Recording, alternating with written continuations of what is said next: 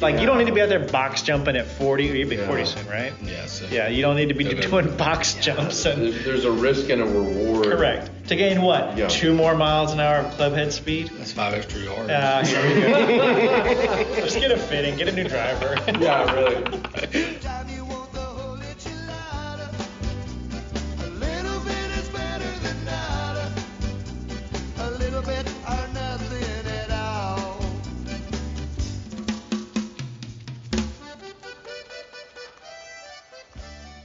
Well, yeah. But so, like, we'll figure out some way to do the introduction thing. All right. Well, welcome back to whatever we call this. Welcome back. Welcome back.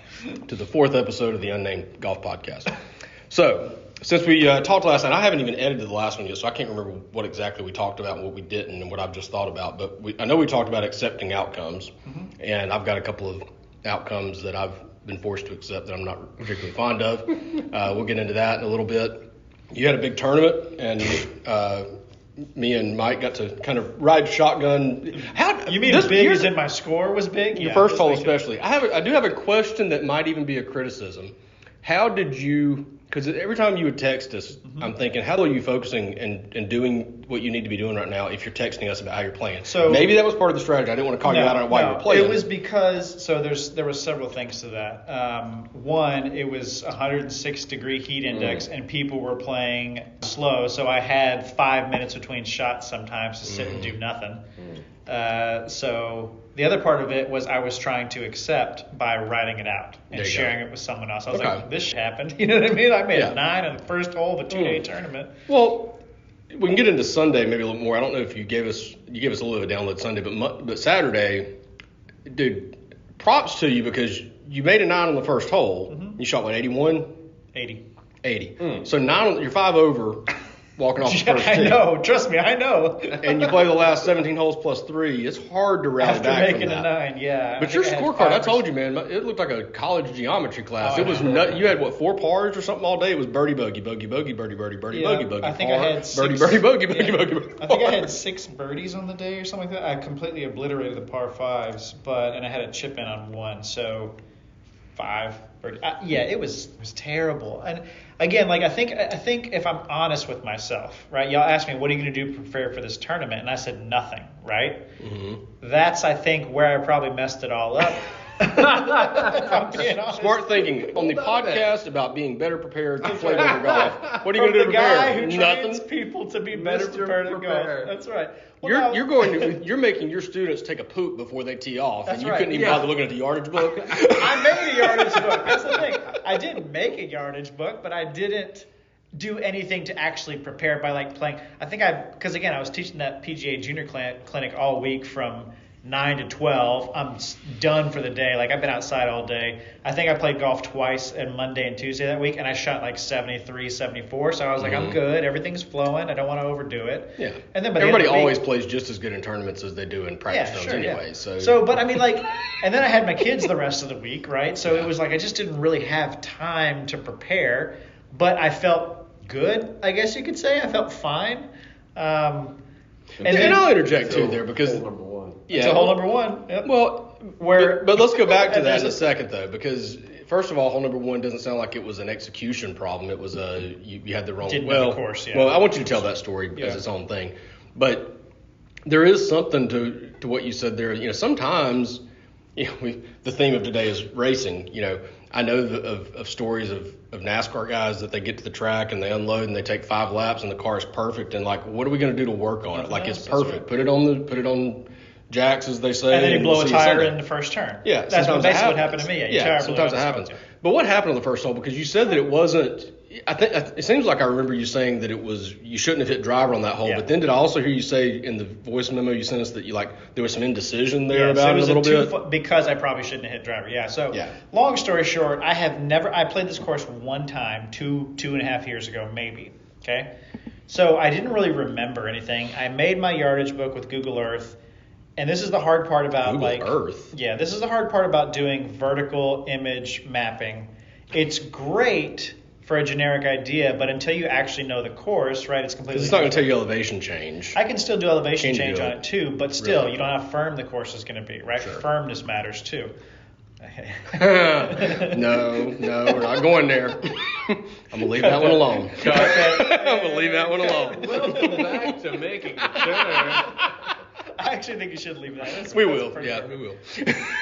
But so long story short, I get up to the first tee, driving range session goes great, driver's going perfect, irons are going great. I'm like, yeah, I'm ready. I'm rolling putts on the putting green, everything's good. I'm trying not to get too hot because it's super sweaty. Sure. But I get up to the first tee, and this is where I'm saying I should have prepared.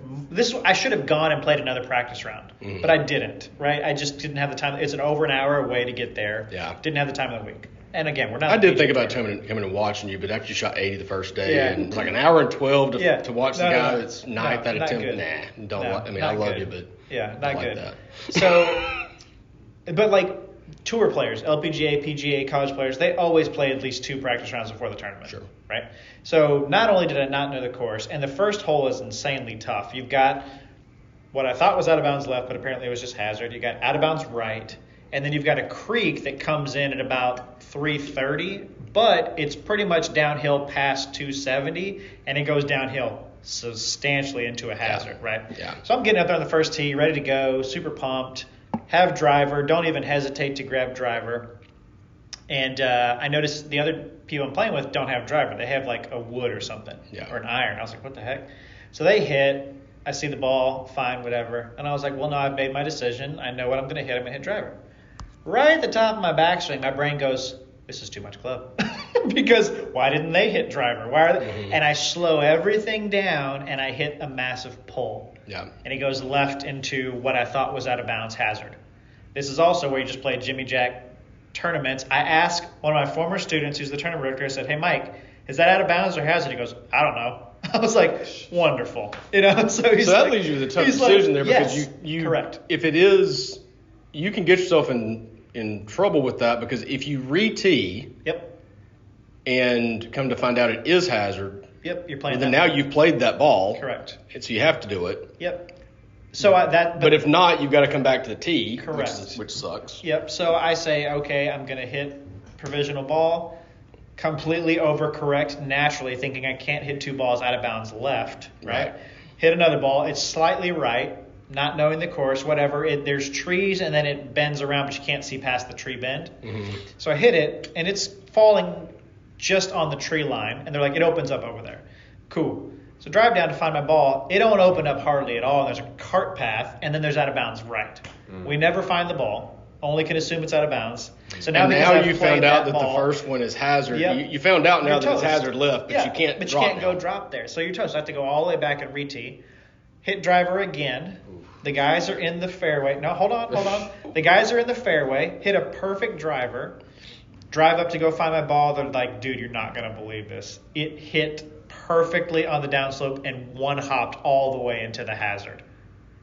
The lateral hazard straight in front of you off the tee box. And I see the ball, but it's unplayable. I'm like, you have got to be kidding me right now. It was a perfect tee shot. And so I said, mental note, this is not a driver hole.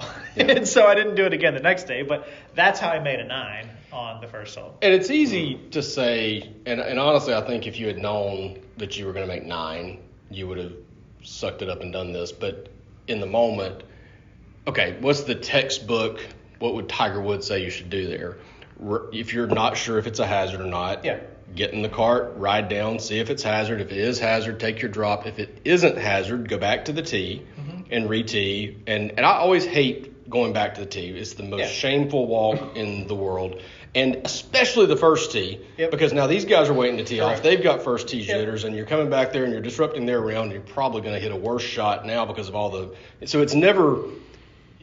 When you hit it when you know it's out of bounds, you grab another ball, you stick it in the ground, and you usually hit it right down the middle because it's one of the few times in the world you ever get to hit the same shot 2 times in a row. It usually does go well. But when you have to go through all that and then go back and mentally reset, it's a risk in itself to make that ride down on that chance. Had you known what was going to play out, you probably would have done that. Dropped it and called it a day. Yeah. Right. And that's the other thing. The course just was not prepared. There was many situations out there where we're looking at each other like, "What is this? Is this out of bounds?" No one knew because they didn't prepare the course. It's just that's what why was the tournament called? What was the Old Liberty Club Championship, and Okay. Old Liberty is Of the 3 Fred Smith courses, the one that gets played the least because it's in such bad shape. So since it is in the Fred I wasn't Smith, going to play. I was not going to play. And then my buddy was like, come on, just do it. And I was like, it's in such bad shape. It's so far away. So when and you're then at the last in- minute, I signed up. And he was like, yeah. I was like, I shouldn't have played. So if you're a member in Fred Smith, you can play in all 3 of their club championships or 4. I think there's a 4th one too. Well, there's 3 now. But yeah, no,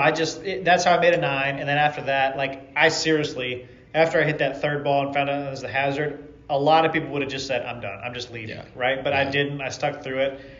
Played phenomenal golf after that. Great shot after great shot after great shot. Birdie, birdie, birdie, birdie, birdie. Almost had a hole in one. And then the next day it was just so hot and you're so far out of it. You're just pushing, trying to make birdies. Well, you didn't play terrible, I don't think, the next day, at least on the card. I think was what fine. you It shot was like 82, 81. 81. It was Yeah, 81, so it yeah. wasn't. But that first day, I mean, I was impressed with your comeback effort from that. I mean, that takes a lot to yeah. gut out. That's kind of what you had. Yeah, that I day. wasn't going to quit. And there was a guy the next day who didn't show up. He didn't show up the next day because he played terrible. So I'm like, at least I didn't do that. But I've had those tournaments where usually for me it was the second hole. I usually didn't blow up the first hole. For some reason, first tee jitters made me play better. And I remember one in particular, the U.S. Junior Amateur Qualifier when I was 17, I think it was. At the top of my backswing, I remember feeling, as I made that transition, that point of no return, feeling so spaghetti armed that I'm thinking I'm going to miss the ball. And I hit the most beautiful 270-yard, 1-yard draw right down the pipe. And then I get down there in the fairway, I'm 130 out, I've got a little pitching wedge. And same thing, when I make that transition, I'm thinking, well, I just shanked that. If I even get if I get club on ball, that's going to be a miracle. And I hit it 2 feet.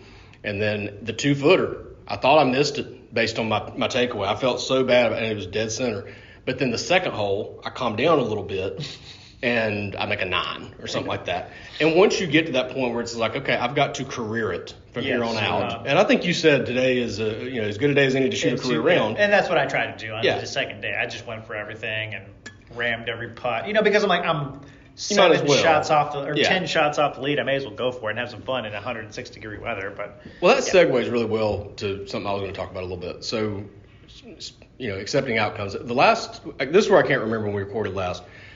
When we recorded last, I think I had just played my league round and shot 34. I didn't know what I'd finished yet. So you've got the whole week to play your round, but you don't find out until Tuesday where you finish because everybody plays at their own pace. So I shot 34. The league at Sully's this year, there's your weekly shout out for Sully's. It's a 10-week. There's a gross and net division, but I'm not particularly thrilled now with the way the scoring works. So each week they pay out a low gross and a low net. But for the points, you get points based on your gross and points based on your net, and it's one combined total. So if I win the gross and finish 8th net, I'm going to get 10 points for the gross, and I'm going to get 1 point for participation in the net. Where if I finish 5th in the gross and win the net, I get the points for 5th and the points for the win in the net. So this season, I won the first 3, or I either won or tied for the win the first 3 weeks.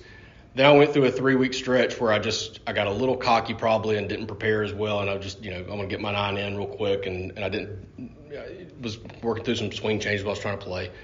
Went through a slump. Well, then I got caught. I had a big lead, and then the lead evaporated. So week 7, I'm like, all right, I'm getting back down to business. I shoot 34, think that should be right in the hunt. Finished 2nd or 3rd. I ended up tying with 3 people for 3rd place, so got some points. But about this time, while I've been struggling, there is a guy who has come out of nowhere, and Superman. he is a 4 handicap, so he's giving 2 shots, or he's getting 2 shots. I overachieved in my qualifier, so I'm giving 2 shots aside. Right. He's gone 30, 34, 36, 34, 33, 32 last 6 weeks, getting 2 shots. Getting shot too. And at this point, I'm saying, okay, he's played 8 rounds and 5 of them are under par, and he's still like, why are we not adjusting his handicap? He shouldn't be getting shots. So while I've been kind of struggling to finish 3rd, 4th, and getting no points on the net, he's been finishing 1st or 2nd gross and 2nd or 3rd, 4th net. He's getting double points. And now this past week we played Sedgefield, which is probably the hardest course we've played as far as at least the distance. And man, I played great. I fully committed to everything. I went through my routine. I think I made a bogey on 2, a birdie on 3, and then I birdied the par 5, and then I eagled 18 to shoot 33. And I'm like, all right, That's going to be money. We're going to win. I think I was down like 3 points, so that win was going. The win pays 10 points, second plays 5, and everything else drops 1 point. So I'm thinking I'm going to pick up 5 points back in my first or second overall. Get the results. He shot 32 net 30. He wins. He gets a double win. Now he's got a 12-point lead on me with 2 weeks left. Sucks. And I'm sitting here like, you talk about accepting outcomes. I don't accept this. We have similar thing with the Fred Smith. They have a season-long tournament, and unless you're winning every single week, you don't have a chance because the net gets points too, right? So like you've got a bunch of 30 handicaps in there who just win everything, and I thought there was a gross division and a net. Like we're going to get points on gross, points on net, and I accepted as a plus something handicap over there that I'm not going to win. I'm not going to touch net. Sure. But I didn't realize until recently in the looking at the scoring, it's like, oh wait, it's combined. You can get up to 20 points per week. Yep. And I don't know exactly where I'm at. This guy might have You got a passed career me. every single week, yeah. Yeah. I don't know exactly where I'm at for the year. Me and this guy are probably really close now, but I am either first or second in gross scoring for the year. But I'm already with 2 weeks left, basically eliminated because in order for me to beat him, I'm going to have to win gross and then get get more points than him net 2 weeks in a row, which means I got to go like 29. So what only thing I would say, and this may help or not, but for me, as far as the accepting the outcome part of it, you just have to like decide why you're playing in this and what your goal is. Because like for me with the Fred Smith stuff, is like only thing I care about is club championships. I just want to win one of those championship flight, beat all the plus handicaps and call it a day. Like that's what I want. I don't care about the season total, whatever. I know I don't have a chance in that, right? So my whole focus is just tournament based, play the best in each tournament and forget the rest, right? Yeah. So for you, I mean, you don't have a chance in the gross, but because it's all combined, how do you then reframe it to say either I'm just not going to play in this again next time, or how do I just make it to where the win matters more than the big picture? Well, and I was thinking about it before we recorded it. I went a little walk and I was just thinking about it. And the correct answer is to do what you did last week. Show up, do your best. I may career it. But you can't force it. That was another point I was going to make. Racing, you can't force. You can't force a career round. If I could just say, as a part of me when I was 18, I was like, okay, well if I got to shoot 29, then I'm going to go shoot 29. But you can't make yourself do that. Go play the best you can. Maybe he stumbles. Maybe he has a bad day. Anything can happen. Yeah, well, just like you said Sunday. I mean, you go out there and shoot 72 or 3 and see what happens. See what happens. I mean, the guy who won it ended up shooting 2 under total, 1 under day one, so that's pretty good. And the thing I've realized too is a lot of these guys are former D2, D3 college golfers. Like they were really good at one point and they're still pretty good. But anyway, the point was, look at some of the tour players. They stumble on day one of a 4-day tournament, and then they go lights out day 2 and end up winning the whole tournament, right? You can't force it. You just got to show up, do your thing, and see what happens. Like Scott Fawcett talks about a lot, like it's poker. You just play the odds and see what happens. Yeah. Some people just have better hands more often than the other because of their skill, right? But Scotty Scheffler could still miss a cut. He could still go out there and shoot a 79, right? It happens, so. Well, and you had, at the end of the day, you could hang your hat on the fact that you bounced back from a bad situation. If I can go out and shoot 32, 33 the last 2 weeks, win the weeks, collect my $25 gift cards for the week wins, and, at least say, okay, well, I still showed up, and it's still an opportunity to compete. And I do take a little bit of, I'm sitting here bashing the handicap thing. At the end of the day, he's kicked my ass gross the last 4 or 5 weeks, so at least he's outplaying me, period. Sure. I do think this handicap's legit. Well, he's outplaying me gross. Oh, period. Gross, I mean, if he's beating me, he's beating me. I can live with that. I'm almost at a point now where I would feel much better about it if he beats me on the season-long gross total. Yeah, if he beats me gross, then hey, I just got to play. His handicap should be adjusted for next time, anyways. You'd think. And that happens, But yeah, what are you gonna do? Because golf is an individual sport. You can't block him. You can't guard him. You can't shut him down. Right. That's just so you just have to do your thing and go for it. The 34 that I shot a couple of weeks ago was a little. It could have been a 30 because that was the one we talked about on the last show where I hit the ball in the water that I thought the line that I took was perfect, and I just didn't realize the water was that far to carry on that line. That cost me 2, and I left 2 putts literally on the lip. I mean, as close as it can get. Circle, So, and I only lost by 1. Right. Interestingly enough, if I don't hit that ball in the water, get those 2 shots back, I win by 1. That 5 points he got goes to me. That's a 10-point swing, and now I'm down 2 instead of, So What's That's that what I meme love with, and hate. The guy from The Hangover where he's doing all the calculations in his head. Yeah. And the poker stick. That's what's going on there. Well, and it's funny because we talk about this, and it's one of the things that I love about golf. It's the thing that I'm so romantic about golf. It's my favorite. It's the best sport in the world because it's so much like life. Sometimes you do everything that you can, and things don't go your way. Sometimes things out of your control just they just don't go right. You know, You should use that for the intro for the. It definitely is a theme of all of it, because all you can control, how do you respond to it, is what matters. And so many times you got to suck it up when you hit that ball in the water that shouldn't have gone in the water, or when that guy beats you that shouldn't shoot 31, or he beats you with a 34 and he shouldn't be getting 8 shots, or whatever. But you just got to deal with it, and so you learn a lot from it. But it still sucks. Oh, it still sucks, yeah. You don't have to pretend it doesn't suck, That's but right. sometimes that's how it what it goes. is. Well, Mike had a good question, especially here lately. We've had a lot of rain. So you were asking how we prepare for the rain. How do we play in the rain? And we got to get you in here somewhere. We're 30 minutes in, you hadn't spoken. So chomping away on that gum, but Well, That's why I you said know, wait, give them- So yeah, I'm in the country club space, and you know those unless the course is closed, they're going to play, right? And so whether we've been dealing with the extreme heat over the summer, and now we've hit this patch of just downpouring rain, and how do you? Yeah, I'm just curious. Like, what does anything change? Does your swing change? You know, like what are things that you? How do you adjust in extreme weather like the rain now? so I'm gonna let you take that one, because what changes? There's a lot that changes, a lot of variables that. The most important thing is bringing enough towels to keep your You're clubs wet. dry, your hands dry. Yeah, like seriously, like people overlook that. They bring their one towel and that's it. But literally, if you can't keep the club dry, the grip dry, and your hands dry, you're not playing golf at that point. You're just holding on for dear life. Packing rain gloves, packing rain gear so your feet don't get soaking wet. You know, your body's not miserable and you're shivering. It's the simple thing. It's just the basic environmental things. But also, I like playing when it's really soaking wet, especially because my subject was going to be, we got match play this weekend. Me and my buddy Joe are playing against 2 other guys in round 2 of the President's Cup match play. And I would love it if the course is soaking wet, because it exposes bad ball striking. If you don't take ball first contact with your irons, you're hitting fat, you're laying sod over it, and you're struggling for the entire round, right? That's where the pros are so good, is that's not a factor for them. They're taking ball first contact. When you're playing at our level, it's like, hey, let me get those higher hand. We're playing against a scratch guy and I think a 5, so it's going to be a really good match, hopefully. But if we were playing against a 20 and a 15, I'm like, all day. Yeah. Give me the wet conditions, because they're going to fat it and lay sod over it every single time, or 9 times out of 10.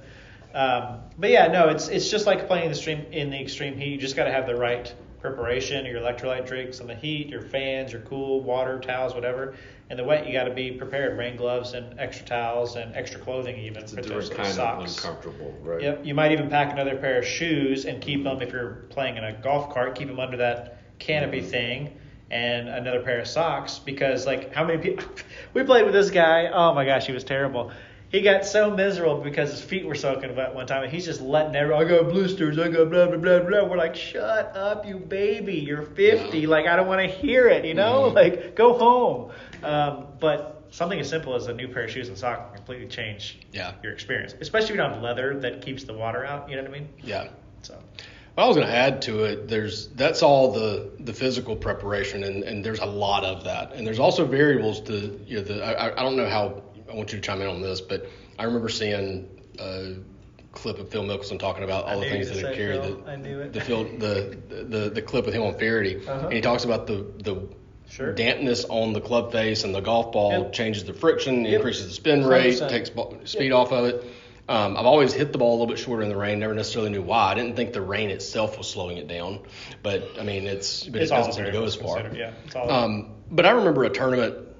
So my senior year in high school, our season long, the player of the year just was the lowest scoring average for the 9 matches we had. So we had 1 match left. I was down 1 shot, and I remember the way the scoring worked. They kicked out your worst score. So I had to play a pretty good round to catch this guy, because he didn't really have a bad. If he shot over like 38, it was going to get kicked out anyway. So I had to play a pretty good round to catch the guy in front of me. and it's pouring rain. The whole day at school, it's pouring rain, and I'm thinking we're not going to play. And coach calls and says, no, we're playing.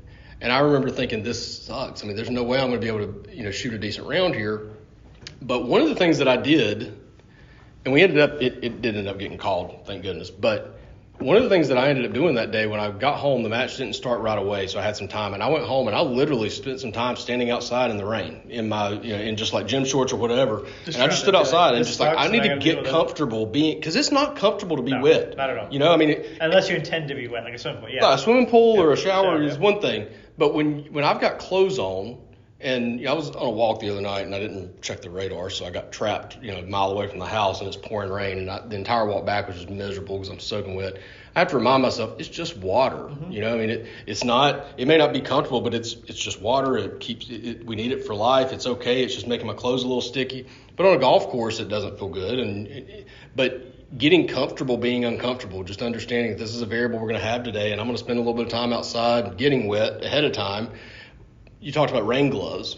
One of the things a lot of people don't realize about rain gloves is they don't really work that well if they're not wet. Right. Okay. You gotta get wet first. So if you know you're going to get the rain gloves out today, you need to get those things good and soaked before you tee off or very quickly after you get to the golf course, so that when you do need them, they're good and tacky, because they're a little slick until they get wet. So there's a mental side of preparing for the rain, I think, if you're trying to play competitively at least.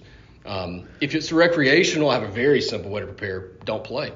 if you don't have to play, then. But if you're at the same time as a competitive player, you do need to play when it's nasty sometimes, because sometimes you're going to be in tournaments where that happens. Yeah, no, and it goes back to the fact of like, whether you're recreational playing or you're competitive playing, just accepting this is what it is today. Yeah. It's a new challenge. It's a new thing to learn. It's a new thing. Kind of like with the whole thing with my first tee shot pulling left, didn't know if it was out of bounds or hazard. That's now an experience I have that I can draw on in the future to be like, well, no, wait, maybe I should go check out and drive down there and figure out first, versus just saying I'm going to hit a provisional ball. But I didn't have any memory bank to draw from, like how my brain reacts, how my body feels in that situation, to be like, no, dummy, remember what happened last time. Let's not do that. You have to make mistakes in order to learn. You can't do it any other way sometimes. Yeah. Right? You can't know how you're going to react in a situation until you're put into the situation. There's all the reading and the theory and the books, this, that, and the other. But that's why, like, they used to say that, like, tour players didn't start winning and peak until they were in their 30s,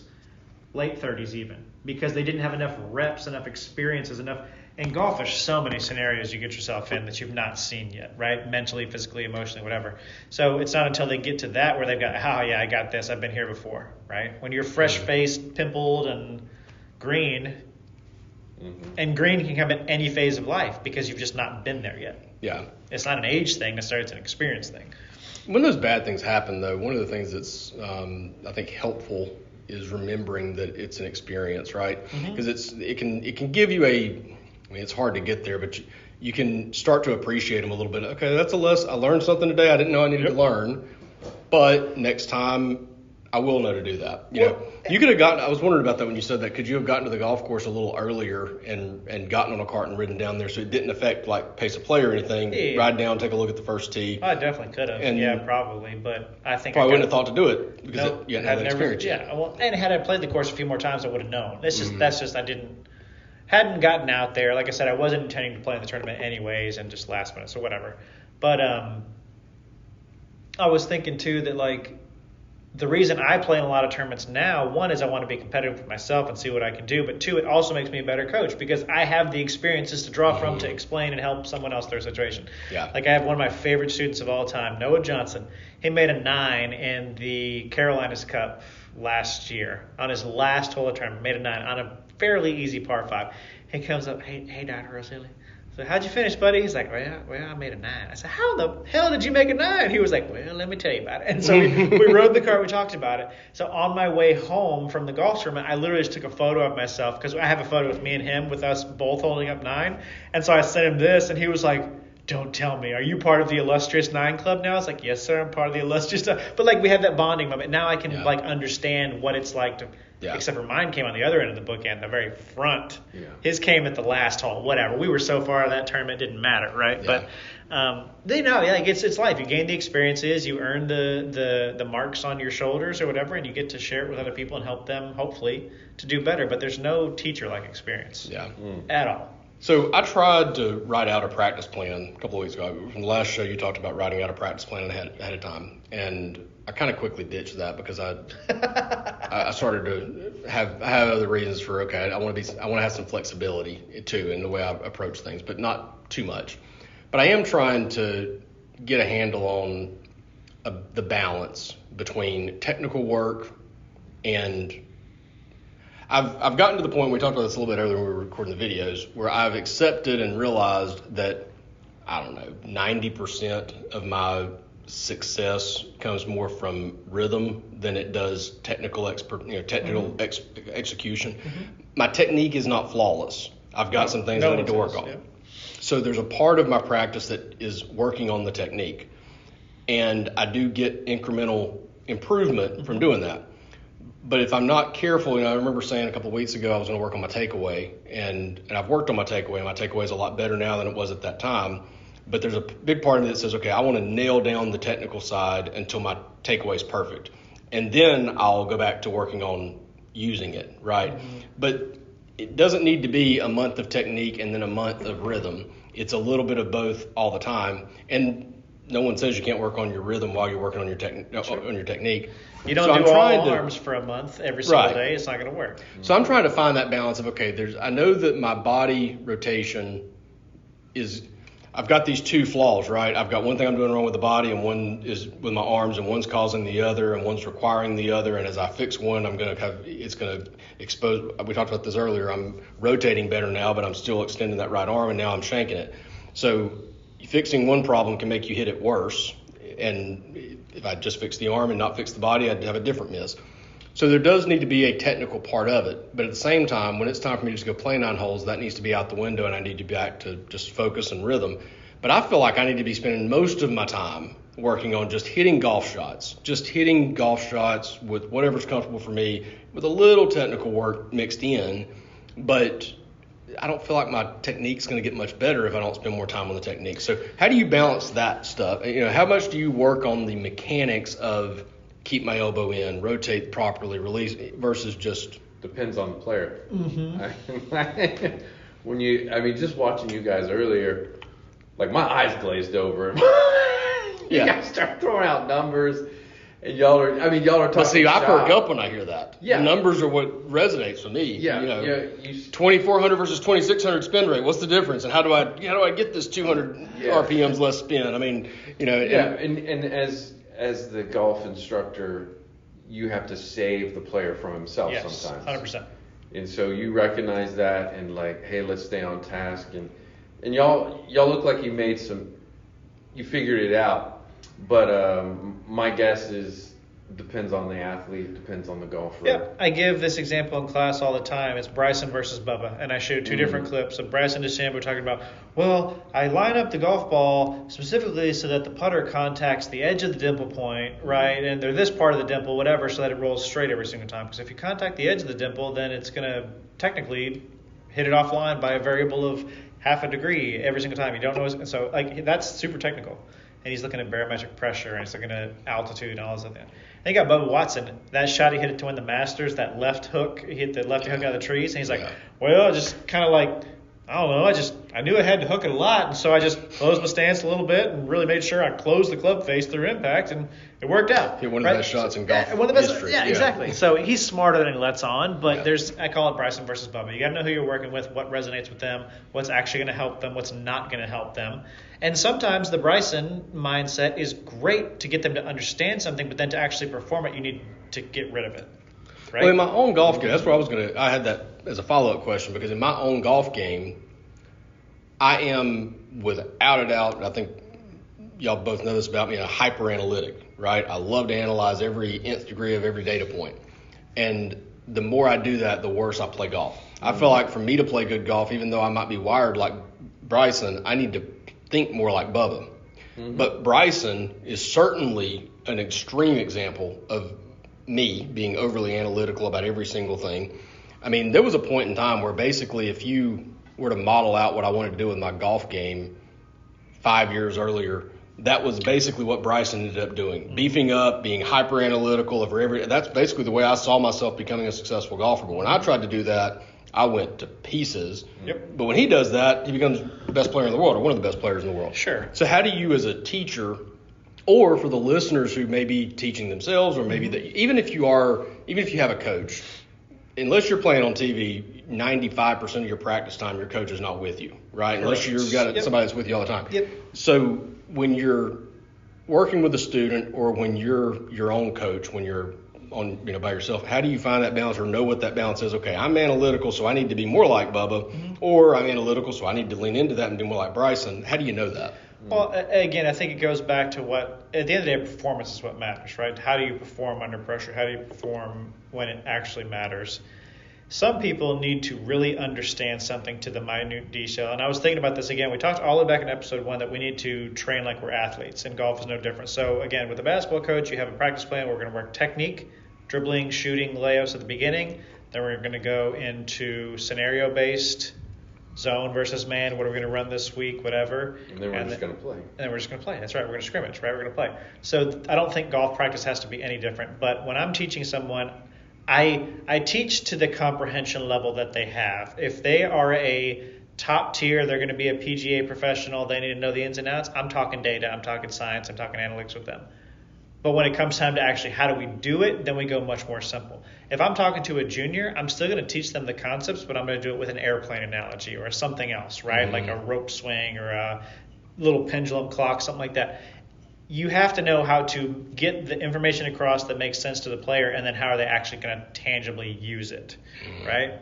So the thing that I find is, like I told you all a while back, I had a student who was hyper analytical, and he was going through every shot, overthinking everything on the golf course. And I did a playing lesson with him.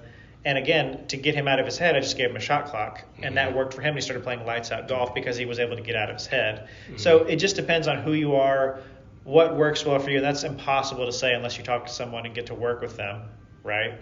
But everybody has to find that balance between, I understand, it's like you, and it's like nothing else. You overtrain, you over prepare, you learn all the scales in music, you learn the theory behind the music, so that when it comes time to play that basic power chord progression, it's easy. Yeah. I know what I'm doing. Yeah. Right? Some people might really need to learn apex of the line of the putt and vectors and capture speed and this, that, and the other, such that when they've understood all that, when it says play it 2 balls out, they can trust it because it makes sense to them. Yeah, the math works. 2 balls out, see? 2 balls out.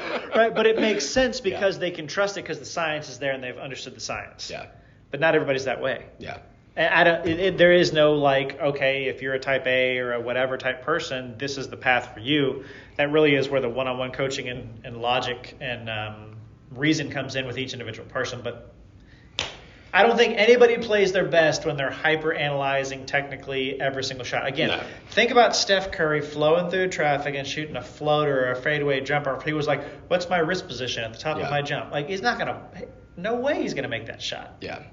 Well, and it's funny, hitting balls, putting, any of these things. I can remember when I was in college one day, I was out on the putting green. I was hitting 8-foot putts or something, and somebody called me. And I picked up the phone, and I stood there and talked on the phone with my left hand and putted with my right hand for 20 minutes. And dude, I mean, I had to have had like a 90% make rate from 8 feet. I know. I'm sitting, and I was like, how the hell does this happen? I mean, I'm just sitting here talking on the phone. I'm not, and then a lot of times I've gone through spells where I don't even really bother reading the putt very much. I mean, I'll squat down behind it and I'll kind of get an idea. It's instinct based. And then it's instinct, right? And then I've had, but you can go so far with that, right? And I take everything too far, right? That's where the analytic comes in. Once I find out that this rhythm, instinct thing works, what am I going to do? I'm going to use instinct on everything, right? And you can't do that either. But I do think for me in particular, it's probably, like an 80-20 type balance. I need to spend most of my time being instinctive with a little bit of technique sprinkled in, like I said at the beginning. It's more flow state, because you've got to the flow state part of things. I've done the same thing with the putting. There's days I go to the putting green where I'm like, I have this technique I do because I'm not very good at like imagery or visualization, where I'll just look at the putt and I'm like, okay, I'll draw a line back from the hole to the ball, like a curve like this. Then I just walk in, make everything from distance, doesn't matter where it is, right? Yeah. And then I can sit there and line the ball up and do all this specific stuff and not make anything. Yeah. So it is about the flow state, I think. But again, I think everybody has to understand what they do in their own way so that they can get into the flow state. Yeah. Like you don't just get into the flow state as a musician if you haven't practiced the scales, Right. if you haven't understood how to use your instrument. Yeah. The only reason they get into flow state is because they do know it at such a deep level, they understand it, so that then they can just go into autopilot. Yeah. Does that make sense? It does, yeah. You got to train yourself to be able to.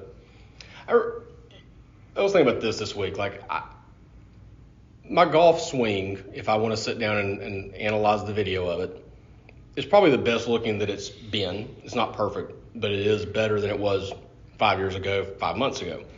And I was thinking about it the other day. Like, one of the things that I need to spend, the reason I need to spend more time trusting it, it's like, we can use a girl analogy here, okay?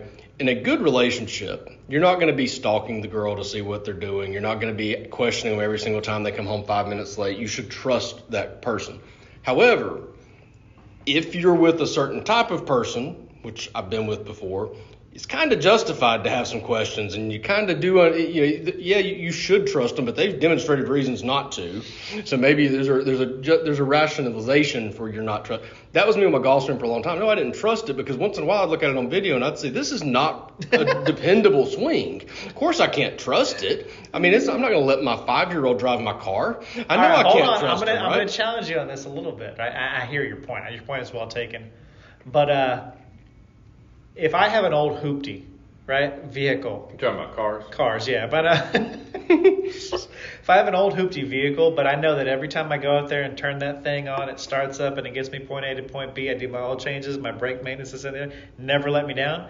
I could also have a freaking Ferrari, $1 million car that is the most finicky piece of crap you've ever driven in your life because it always requires maintenance, always requires specific tuning, calibration, right? Yep. I'd rather have a fleet of Toyota Corollas if I'm an employer, Shout out to Toyota. right? Yeah. Like I used to do this in a human resource, like athletic administration type class. I'm like, do you want a roster under your leadership of Toyota Corollas, or a bunch of Ferraris who are just broken down here, expensive to maintain, all this, that, and the other? They're like, probably the Corollas. I'm like, that's right. It's like the San Antonio Spurs of the early 2000s, right? Athletes are like that. Yeah, it's like you got a good unit that works together, balances off of each other. Everybody shows up to work, reliable, does their job. You can go a long ways.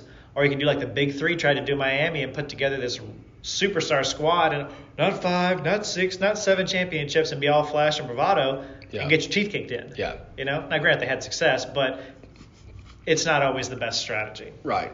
And I think for me, what I'm realizing a little bit more is that when I had a Corolla, I was trying to turn it into a Ferrari. I spent most of my career, That's my golf life, That's trying to be. You're trying to make it shiny. You're trying to put Right. a body kit on a Toyota Corolla to make it look like a Ferrari when the Corolla was sufficient. But now, for the first time, I can look at my swing and realize this is a pretty reliable. Like it's got some things in it, but it's pretty reliable. If I would get out of its way, now I trust it. Yep. But that's also kind of making me okay. Well, then you need to practice trusting it because I've never trusted it. I've never just when it.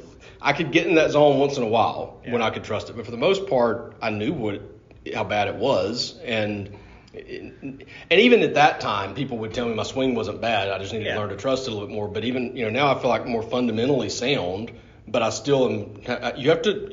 It's like anything else in golf. You've got to train it.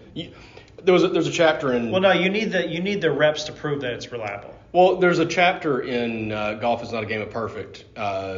Train it, then trust it is the title of it. That's okay. right. Well, you also, I think, have to train yourself to trust it. Sure. It doesn't just come That's where the mental automatically. part of it comes in. Yeah, Right. That's where the mental part of it comes in. It's like the elephant and the mouse, right? Like the elephant doesn't realize its size and is afraid of a mouse. Yeah.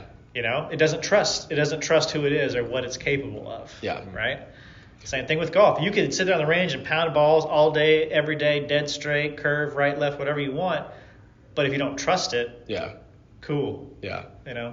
Did you, when you were playing in the tournament last week, do you ever have mechanical thoughts when you're on the golf course? Like you're trying not to, I'm sure, in a tournament. Yeah, but are you you're still not trying to thinking? tournament, yeah. Are you still letting some mechanical thoughts creep in a little No, bit? the only place that would happen would be in the analyze phase, Mm-hmm. right? We talk about assess, analyze, accept, that post shot routine. That'd be the only place I let it happen is right there, because I'm like, oh shoot, I over pulled that one. Well, okay, let's go back and figure out. Oh yeah, I slowed my rotation down, but I can only do that because I understand what I'm doing and I understand the stuff. But you're never doing that in the pre-shot phase. There's not a part of your pre-shot routine because you see guys on TV even rehearsing the takeaway. Yeah, no, or you can do rehearsing- that. That's fine. That can be a part of the pre-shot routine. But you have to then disassociate and let it go. Yeah, yeah.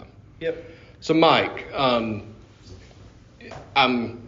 think I said last time I was committing to it. Now the kids start back to school next week, so Yeah. I'm getting back in the gym. I have the Shout time out back. the public school system. Hey, Yeah. So Wake County, baby. I'll be trying to get back to the gym a little bit next week, and I've got sort of an idea of what I want to do in the gym. One of the hang-ups that I do have is that I know no matter what I try to do, that it's going to affect my body. It's going to affect the performance of, if I go do deadlifts on Monday, it's going to have an effect on the way I hit a golf ball on Tuesday. If I do kettle carries on Tuesday, it's going to have an effect on the way I hit the ball Wednesday. And not only that, but then I'm still going to have some lasting effects from the deadlifts I did on Monday. So I'm almost trying to think through, like, what's my practice schedule going to look like when I inject that. And that's part of the reason also I'm a little bit hesitant to put together a full practice schedule, because I can put together a schedule that says I'm going to do speed day on Wednesday. But when I show up to Sully's and I'm just physically, I don't have it today, I can tell I'm just tired or whatever. I'm not going to want to do speed day that day. So I have to have some flexibility there. So when you're working with someone, or for anyone else who is starting to work out, how much can you do in the workout itself to prevent the effects of it versus, and how much can you prepare for that? Is it possible for somebody to come in and work out with you, say on a Monday, and you can tell them pretty closely what they're going to feel like the next day and the next day, or do you have to kind of understand, hey, this is an art, not a science, and we don't know exactly how you're going to feel or how to adapt to it? You seem to be more reactive to, you're not trying to force the outcome. You're taking what has happened and reacting to it. But is there anything you can do when you're working out can you prepare for how it's going to make you feel? Well, so my first thought is recovery, and once the workout's done, so the recovery starts, whether that's sleep, hydration, supplementation after the workout, protein powder. So all that factors into how you're going to feel the next day. If you're not getting enough sleep, if you're staying up late, if you're not rehydrating, if you're not getting enough protein, or if you're eating crappy, I guess I'm talking more about like guys get. I guess if you're like, am I going to be sore? Am I going to be tired? Guys get hurt. Pros get hurt. Uh-huh. I pulled something in my back, shampooing my hair Monday morning at Welcome to 50. 5:05 in Making the the turn. Making the Back turn. nine's different than the That's front was, boys. What I realized, what exacerbated it was I had the setting. I vacuumed the house on Sunday, and I had the setting turned too deep on the thick carpets. And I'm Assessment. That's part of the assessment phase, right? I'm taking. No, it's the assessment taking me is he 2 got days. hurt. Now he's analyzing how. That's right. Exactly. I want to figure out, because I'm like, this is a new feeling I haven't felt before. That's the acceptance. What part. am I doing that's making me feel this way? Oh yeah, I vacuumed for the first time in 2 weeks. Shout out to keeping the house clean. There you go. Um, Should have had those 30-year-olds vacuum instead of I you. know you gotta don't set the vacuum setting too low. So you talk about recovery starts after There's the no workout. telling how you're gonna feel. No, Yeah. there's You no haven't telling, done anything. and there's no telling if you're going to get hurt or not. Like I said, Yeah. there's Olympians who train their entire careers for this people one get hurt. 9-second sprint they're going to do, Yeah. and they blow their hammy on the first push. Yeah. Well, and you can't. The thing about it is, I don't want to. I'm going to try when I'm working out to keep in mind that this is still what I would call like an in season. I'm still trying to actively work on my golf game, so I don't want to debilitate myself either. So get but in, I'm so get inactive. in, get out quick. Yeah. So So that I'm- would be my thing. Leave your phone in the car. Get in and get out. because the more you linger, the more distractions you're going to have, and your body's not prepared to work out for an hour. As a general rule of thumb, I'm not necessarily trying to tee this up to say like give me a free training lesson, but with someone who's not been in the gym for 5 years, going to the gym for the first time, the extent of my workouts have been hitting golf balls, going on 3-mile walks, and that's about it.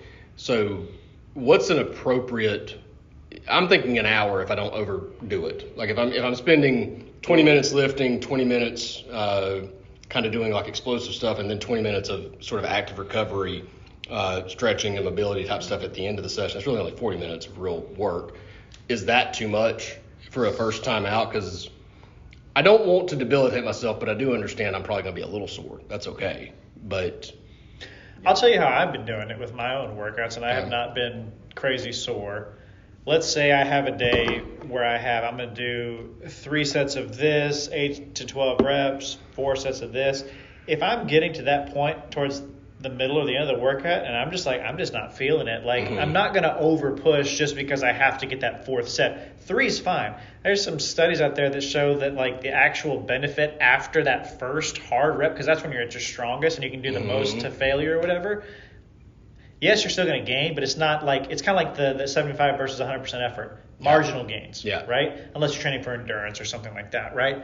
But just listening to your body and not having the ego be like, no, I got to do it, right? Like just be like, maybe today 2 sets is what I got. Maybe so you can get 80% of the gains and still have the ability to work on your golf game the next day instead of taking that extra 10% of gain. Look, and then man, being out for a week. at our age and at where we're at in life, moving with weight is phenomenal, compared to 90% of the population. So as long as you're doing something consistently, you are leaps and bounds over what most people our age are doing. Not saying that's right or wrong. It's just...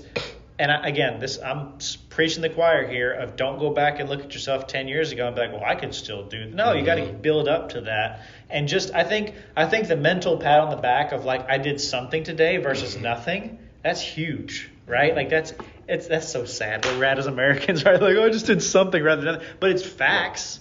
Well, right? It's better than not doing it. I mean, because part of when I have try to get into working out again, it's like you do it and then you feel like crap and then you don't want to go again the next day. There is so you just said earlier, I have a tendency to overdo it. Yeah. And you said on the first That's podcast. what I'm telling him, hey man, you're doing something. That's good. You said on the first podcast for me, don't go to the gym for an hour. So I was like, okay, I'm going to go for walks for a month and then I'll go to the gym for an hour. But this is still my first a week. Yeah. 5. Yeah, 5. Yeah. So tell me again how you set up your workout again, because I want to challenge you on how you're setting it up. So you want me to tell you what my workout's going to be? Just so my plan is this. My plan is Mondays and Thursdays. No, just when you're in the gym. Tell me from when you start to when you finish. Tell me what you want to do. So when I want to spend the first 20 minutes or so working on strength, and both of the strength things that I want to do are like we talked about before, doing things that will enhance grip strength and make grip the limiting factor. So deadlifting on Mondays and Thursdays, and then on Tuesdays and Fridays doing kettle carries. So it's kind of 2 different types of, one's more of an endurance with the grip, with the carries, where with the deadlift it's more short duration lifts.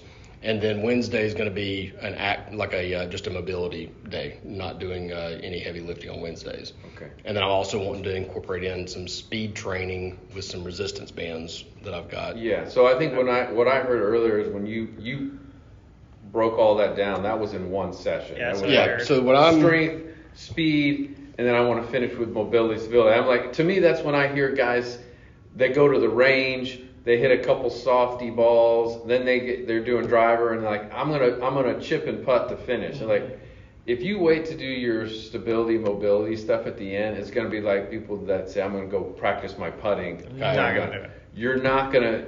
So I would say flip that. Yeah, so like a sample for me would be to say stability, mobility at the beginning. So you're right. Do your flip the speed and priorities, agility, power, and just go home. Because that's like saying I'm going to stretch when I'm done. No, you're not. You're not. Do all that. Get your good warm up in at the beginning. Because when you're done and you're tired, you're going to want to get out of there. Yep. So that's a good point. So that was the way I was going to do it, was do the deadlifting first while I'm the freshest, and then do like a box jumps type thing, and then end with stretching mobility. So I definitely hear you on the mobility first, but should I do the deadlifting second, or should I do the box jumps? Because I don't want to debilitate myself for the First of all, deadlift. you should only do the box jumps like once a week. Okay. I would not do that every single day. I wouldn't do it every day. It would Yeah, be your twice. nervous system is going to be destroyed, and it's very high impact and all that stuff. So, again, I don't think you need more than really one day a week of the plyo explosive stuff. Okay. And would you include That's things just my like, perspective. You tell me what you think. Well, I but think that goes back to get in, get out. What about like medicine ball slams? Is that another thing? Like anything that's more power, short duration, high explosiveness? Is that anything like that? Just do well, once the a week. medicine ball tosses, you're not putting pressure on your joints and your tendons with the impact of landing and exploding back up. Yeah. Okay. I would say get a good 2 weeks to a month in before you start doing high impact plyometrics. Okay. Because that's the quickest way to blow stuff out. Okay. Get a good habit of getting into the gym and getting your cardio in, get your stability, mobility, bang out your strength stuff, and do your once a week, plyo, but get in, get out. Because you have to start preparing your body for it. It's like, the weekend warrior, I'm going to go play. Like, I'm so thankful I haven't pulled anything. I've been going out and playing tennis, on the weekends. And Yeah, that's it, the point he's making, right? Is like my body's not used to stopping and starting. correct. And You need the foundation before you Yeah. do the fancy, sexy stuff, because that's like putting the siding on a house that has no frame, has no foundation. Yeah. And then the other thing too, you hit the ball plenty freaking far. Yeah. You don't need any more power explosive. Like you don't need to be out there box jumping at 40. You'll be 40 soon, right? Yeah. So Yeah, you don't need to be November. doing box jumps and There's a risk and a reward. correct to gain what? Yeah. 2 more miles an hour of club head speed. That's 5 extra yards. Here we go. Just get a fitting, get a new driver. Yeah, really. I love it. So then on the recovery side, though, you said something earlier that is a good point, that the recovery starts when the workout ends. And I think a lot of times I don't think of it necessarily that way, but the rest of that day is going to play a big factor in how I feel the next day. And it's not just what am I going to do the next day, but getting the protein powder, getting for me, I love hot baths, kind of help to relax the muscles. I do that at night a lot. Shout out to hot baths. I just got an image. Telling you, man, y'all can knock Of it. Garrett with a bubble bath and a nice Dude, Pinot Grigio and just a book. Merlot, man, Merlot, and don't knock it. And you're not far off with this. It's not bubbles though. I put Epsom salts in there. There you go. And I chill there for about 35, 40 minutes with a nice big glass of red wine. And See, told you. it's very peaceful. I enjoy it, but I do it even when I don't need to. There you But go. but the recovery part of it, I mean, I think that gets neglected by a lot. But when I'm talking about how am I going to feel the rest of the week, it sounds to me like part of what you're saying is if I want to still be able to hit the golf ball the rest of the week, first of all, I don't kill myself, and second of all, start the recovery as soon as the workout's over. It's not just the next day. Yeah, I mean, that's what I'm thinking. I'm thinking, okay, when's the last time I ate? How long do I have to get protein in me? For me, I tell my clients that 15 to 45 minutes. People way smarter than me. I've done studies on that. Okay. And what's the best time? Right? Immediately after to 2 hours after, and that's sweet spot. What about protein before? Because I've heard that too. Like our pre-workout, is it? Pre-workout typically have Depends protein. on if you're trying to lose weight. For now, lose weight, but I want to gain muscle while I do it. This guy, And God. and bro science. Just being real. I said I'm a certified 3 handicap head Yeah, case. this stuff's not going to make episode 3 or 4. Four. But if you want to start losing weight, go in fasting. So don't eat anything before Okay. you go work out, unless you're working out late morning, early afternoon. But if it's before 10 a.m., go fasting. You're not going to feel very good because you're not going to have anything energy to pull from unless you're drinking caffeine or something with sugar in it. But it's just that old-fashioned calories in, calories out. That's right. Okay. You can't build a house if you don't have materials, right? So to build the muscle, you need the extra materials to build from. So that's why I laughed. But you can't really do both at the same time, to maximize one or the other. And that's why you look at bodybuilders, for example, they're bulk fat. up like crazy. They are huge. Consuming massive amounts of protein, calories, because their body needs those bricks, those wood, those screws to build the muscle. And then right before competition, they cut like crazy, but they're not building anything. They actually lose muscle mass while they're cutting. So they overtrain so that they can then cut and be peak form and then they eat again. I remember, again, 5 or 6 years ago, one of the things that I got, they had somebody that would come out once a week and take your body fat. I don't know how accurate it was, whatever. They took it away? No, they would measure you. Yeah. And I remember getting so aggravated because every week that my body fat went down, it was because I had lost muscle as much as I was losing some fat, but I was losing some of my muscle mass also. And I was like, no, I want to increase muscle mass and lose fat. And that's littered all over Instagram, Facebook, wherever else now, cut fat and building muscle. But it's almost like it's scientifically impossible to do both at the same time. That's why you don't listen to bro science. Yeah, right. That's just marketing. That's just trying to get you to buy a product. Yeah. So in reality, you can't do both at the same time. Not really. You can either get bigger, which is going to come with some fat. Yep. Or you can lose. Well, we're talking about substantial here, right? Like I'm talking about substantial muscle gain or substantial fat loss. Like again, it's just a resources thing at the end of the day. You either have the resources to accomplish the muscle building or you don't. I'm much more concerned with fat. We've talked about this before. Yeah. I feel like losing 20 pounds of fat would do more for power generation if that was my You'd ultimate be goal. more efficient. Yeah, you'd be lighter to move. Yeah, and I would just look better. I mean, Come in fast. Don't eat anything before you work out. Drink some coffee, and get some protein in you, or a good breakfast. You know depending on how much time you have, you're gonna start losing weight. I mean, look at the athletes, right? Like in the off season, basketball players, football players, they're training hard and they're eating. You should see the diets these guys have. Like it's insane, but they're burning it every day. Yeah. So they don't gain a lot of fat, but they can still build muscle because they technically are eating enough to still do that. But then during the season, like, Trying to maintain. they're trying to maintain it, Yeah. It's all phases. All right, so what are we committing to? I liked what we did a couple shows ago, committing to something. I've got the match play this Saturday, so I've got to try to figure out some time, hopefully I've got the kids through tomorrow afternoon, and then I've got a golf lesson I teach Friday, tomorrow afternoon, evening, and then literally the match play is the next day at 10. So I'll probably just do some light range work at the driving range tomorrow before my lesson or after the lesson. Just iron out any big kinks, make sure that, because I haven't hit a golf ball since the last tournament, you know, so. Oh, you haven't hit a ball since then. Dude, man, I'm telling you, like, this is my life. I just don't really have, I mean, I can find the pockets of time, but, like, I've been working on my car so much this week. I've been having fun doing that. So, it's just not been a priority for me. But we got the match play. I think we'll be okay. We'll see. You never know what's going to happen. But I'm going to, because the semester's starting back up for me too. It starts the 18th. That's the first day of semester. So what I'm going to do over the next week is start to set up an actual schedule for myself, a plan. Mm-hmm. I know when I'm giving lessons to these people. I know when I have the kids. Where's my windows where Tony gets to focus on his workouts and his golf improvement. And I want to set a schedule so that I can commit to that. Because if I don't have a schedule, I'm very like ADD. I'll bounce around a million other things. Yeah. What about you, Mike? I've been committing to doing something sporty on Saturday. So I'm either going for a run or I'm playing tennis. And so my goal is to keep that. I know I need to start hitting balls again.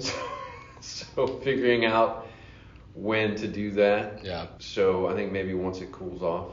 My commitment is to chill out a little bit on the freaking technical stuff and just practice hitting the diagonal golf ball a little bit more and not thinking quite so much and just working on rhythm. And it's funny, when we did our little drill earlier here trying to test my speed, it would have been interesting if I had started slow and then gone fast. But the reason that I made better contact with those that I was swinging hard is because that's kind of when I hit it the best, because I don't have as much time to think about it. When my swing thought is literally knock the hell out of it, I hit it pretty good. I make better contact. When I try to slow down, I guide the club too much.